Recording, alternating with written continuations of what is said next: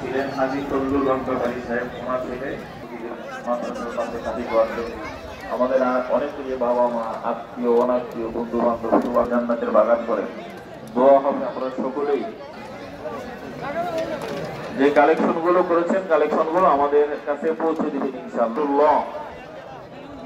রব্বি ওয়া আতুবু ইলাইহি লা ইল্লা বিল্লাহি আলিয়্যিল আযীম।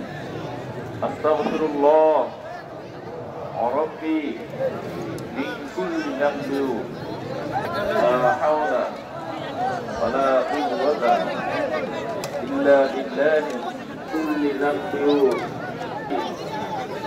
لا حول ولا قوة إلا بالله العلي العظيم محمد رسول الله.